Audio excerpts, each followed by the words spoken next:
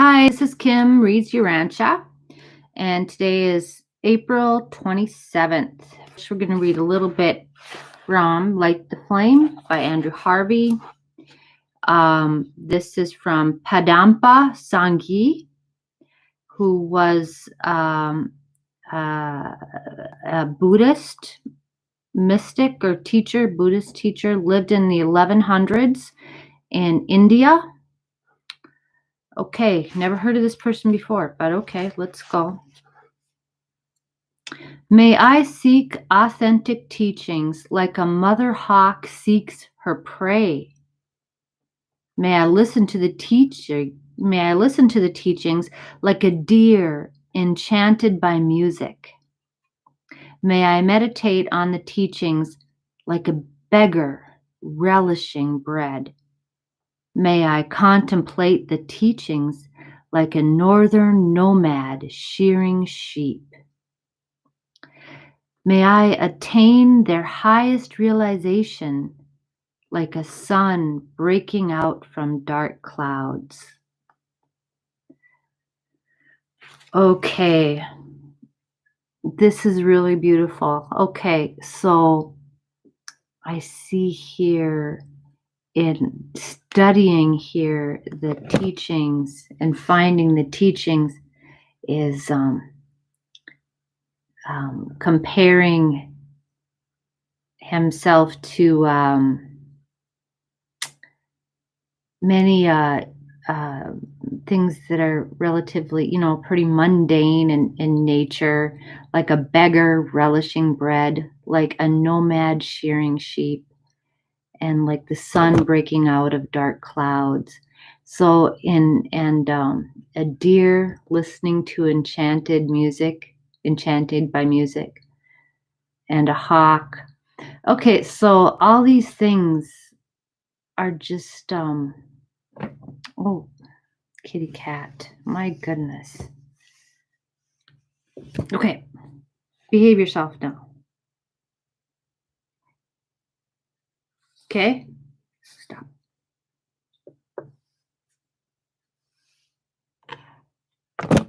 What's your thing? Okay, sorry. Yeah, so all these things here are like this person here finding the teachings, and we're doing these things and we're enjoying these things because it's part of life. It's just and it's wonderful. It runs deep through all of nature, all of mundane activities. This profoundness of the teachings, the greatest teachings, runs through even the most mundane activities. It's all connected. Okay. All right. I'm going to read here from the Urantia book. Okay. You got to quit that. Okay. She's just freaking out today. I don't know what's wrong with her.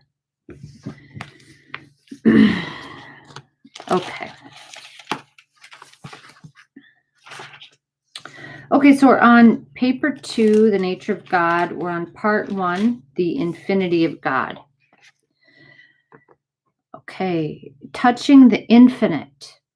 We cannot find him out. The divine footsteps are not known. His understanding is infinite, and his greatness is unsearchable. The blinding light of the Father's presence is such that to his lowly creatures he apparently dwells in the thick darkness. Not only are his thoughts and plans unsearchable, but he does great and marvelous things without number. God is great. We comprehend him not, neither can the number of his years be searched out. Will God indeed dwell on the earth? Behold, the heaven universe, and the heaven of heavens, universe of universes, cannot contain him. How unsearchable are his judgment and his ways past finding out.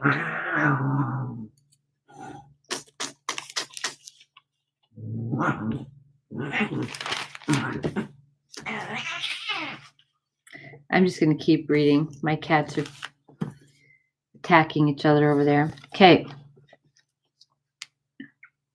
There is but one God, the infinite Father, who is also a faithful creator. The divine creator is also the universal disposer, the source and destiny of souls. He is the supreme soul, the primal mind, and the unlimited spirit of all creation. The great controller makes no mistakes. He is resplendent in majesty and glory. The Creator God is wholly devoid of fear and enmity. He is immortal, eternal, self-existent, divine, and bountiful. How pure and beautiful, how deep and unfathomable is this supernal ancestor of all things. The infinite is most excellent in that he imparts himself to men. He is the beginning and the end, the Father of every good and perfect purpose. With God, all things are possible. The eternal Creator is the cause of causes.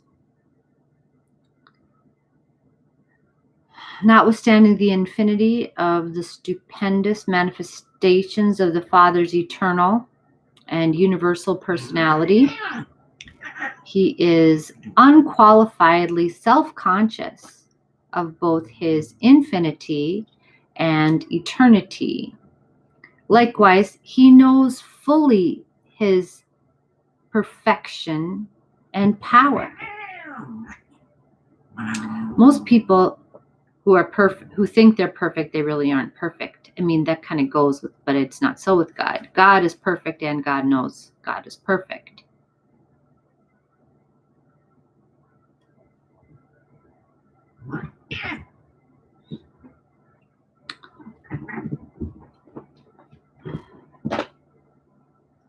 Okay. He is the only being in the universe, aside from his divine coordinates, who experiences a perfect, proper, and complete appraisal of himself. The Father constantly and unfailingly meets the need of the differential of demand for himself as it changes from time to time in various sections of his master universe. Okay? The demand for God. Okay, that's interesting. But he meets the need of the demand for himself throughout the master universe. The great God knows and understands himself. He is infinitely self-conscious of all his primal attributes of perfection. God is not a cosmic accident. Neither is he a universe experimenter. I always thought of him as a mad scientist, an experimenter. He's not an experimenter. The universe sovereigns may engage in adventure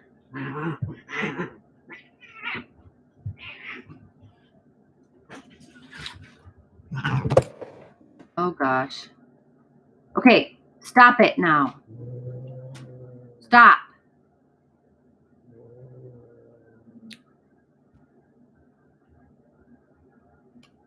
All right. Chill out now. Come here and sit down or something.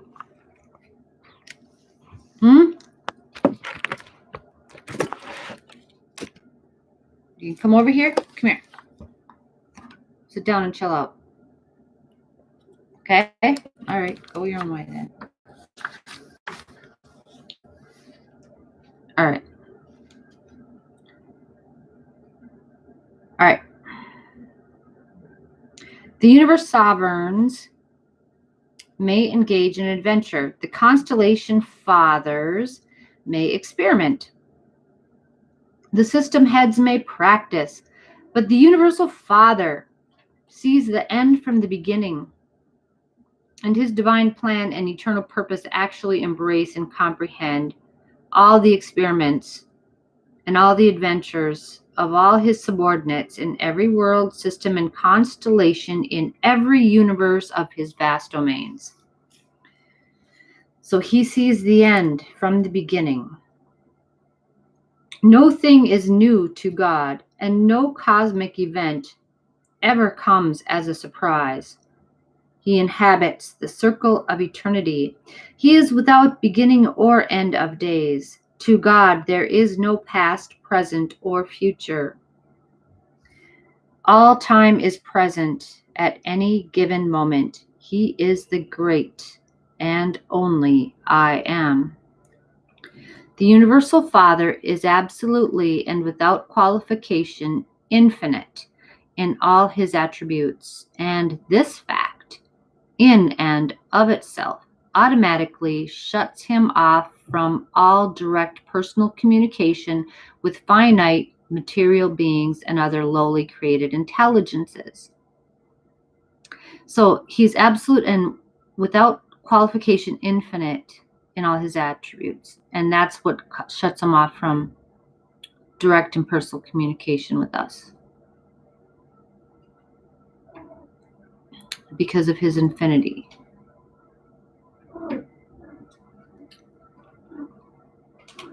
Okay, chill out, Benny. Benny. All right.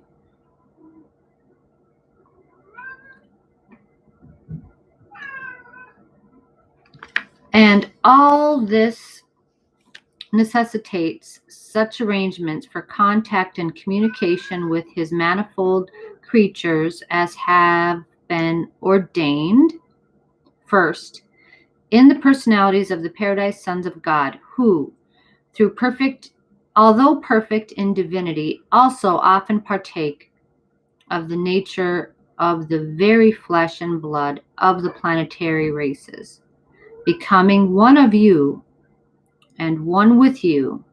Thus, as it were, God becomes man, as occurred in the bestowal of Michael, who was called interchangeably the Son of God and the Son of Man.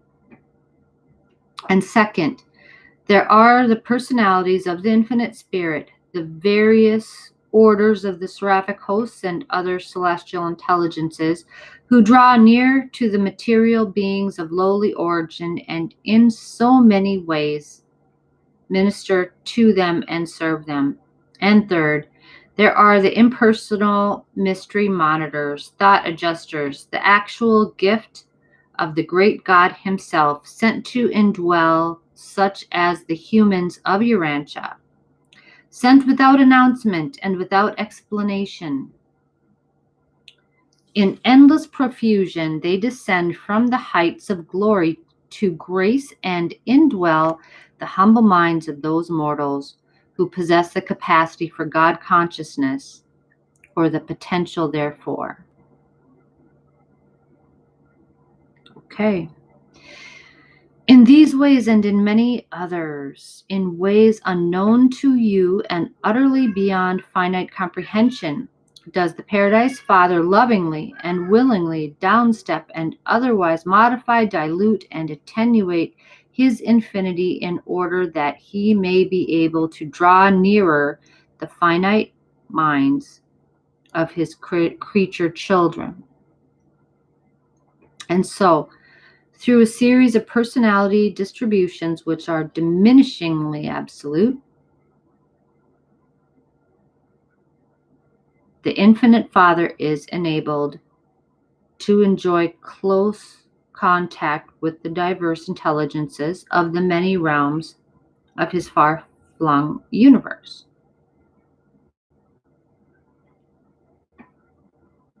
Okay, so he modifies, dilutes, and attenuates this infinity so that he can be with us in our minds and in our world.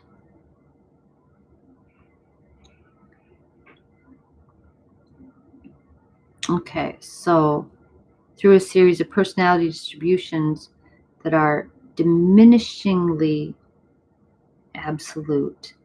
So less and less of him is in us than, like gradually on in the levels of personalities from the angels on down, celestial beings on down. All this he has done and now does and evermore will continue to do without in the least detracting from the fact and reality of his infinity, eternity, and primacy. Vinny, he's just lonesome. I don't know. Yeah. He likes to play with Margot, and Margot hates to play. She doesn't want to. So he always gets sad, and after she, totally, hisses and snarls at him and tries to, then he gets upset. Okay, all right. Okay, all this he has done and now does and evermore will continue to do without in the least detracting from the fact that and reality of his infinity, eternity, and primacy. And these things are absolutely true, notwithstanding the difficulty of their comprehension, the mystery in which they are enshrouded, or the impossibility of their being fully understood by the creatures such as dwell on Urantia. Because the first Father is infinite in his plans and eternal in his purposes, it is inherently impossible for any finite being ever to grasp or comprehend these divine plans and purposes in their fullness. Mortal man can glimpse the Father's purposes only now and then, here and there, as they are revealed in relation to the outworking of the plan of creature ascension on its successive levels of universe progression. Though man cannot encompass the significance of infinity, the infinite Father does most certainly fully comprehend and lovingly embrace all the finity of all his children in all universes. So he understands us, right? Because when we're like, okay, here I go with the two-dimensional, the art, the drawing, can't comprehend the three-dimensional world, but a three-dimensional person can look at a drawing and say, oh, that's a drawing, or a cartoon, or film that's flat and say that's, yeah. But the people in that move around in two dimensions, and they don't have the level of reality that comes out of that. Okay. All right. Divinity and eternity, the Father shares with large numbers of the higher paradise beings. But we question whether infinity and consequent universal primacy is fully shared with any save his coordinate associates of the paradise trinity. Infinity of personality must perforce embrace all finitude of personality. Hence the truth, literal truth of the teaching which declares that in him we live and move and have our being. That fragment of the pure deity of the universal Father, which indwells mortal man, is a part of the infinity of the first great source and center, the Father of fathers. All right, there you have it. So we are Right. So just like a drawing, a two-dimensional drawing is just a part of the world of the artist that drew it. So we have a hard time comprehending the artist, but he knows us. Okay. All right. That's all for tonight. Thank you very much. Have a good night. See you tomorrow.